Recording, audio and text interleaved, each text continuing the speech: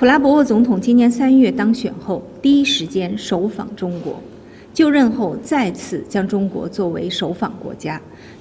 Presiden Prabowo Subianto menyerahkan urusan pemerintahan Indonesia kepada Wakil Presiden Gibran Rakabuming Raka selama dirinya lawatan ke luar negeri yang berlangsung mulai hari ini, Jumat 8 November hingga pekan ke-3 November 2024.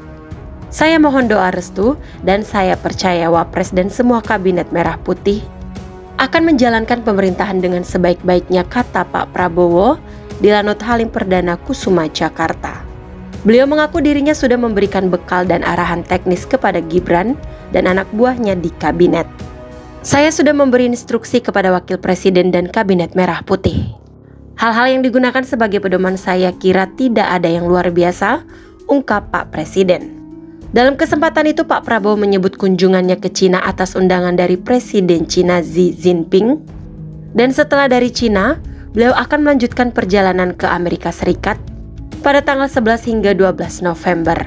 Setelah kunjungan kenegaraan di Amerika Serikat selesai, Presiden Republik Indonesia akan melanjutkan lawatan kedua KTT, yaitu KTT APEC yang berlangsung di Lima, Peru, dari tanggal 10 hingga 16 November 2024. Dilanjutkan kehadiran pada KTT G20 yang digelar pada tanggal 18 hingga 19 November 2024 di Brazil. Lawatan Pak Prabowo akan berlanjut ke Inggris.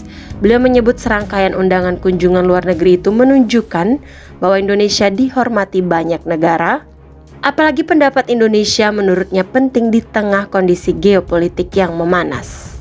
Saya kira ini kehormatan bagi kita dan kita akan memelihara hubungan yang baik dengan semua pihak, ujar Pak Prabowo. Dalam penerbangan itu Pak Prabowo didampingi oleh Ragowo Hedi Prasetyo, Jojo Hadikusumo atau Didit Hedi Prasetyo, Menteri Luar Negeri Sugiono, dan Sekretaris Kabinet Mayor Teddy Indrawijaya.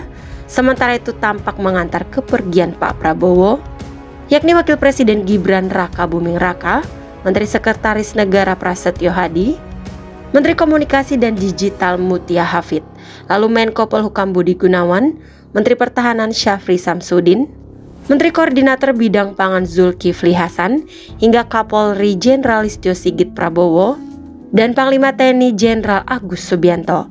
Sebelumnya Kepala Negara Prabowo Subianto menegaskan bahwa kunjungan kerja kenegaraan ke sejumlah negara tidak dapat dihindari, mengingat semua agenda tersebut memiliki nilai strategis yang signifikan bagi ekonomi nasional.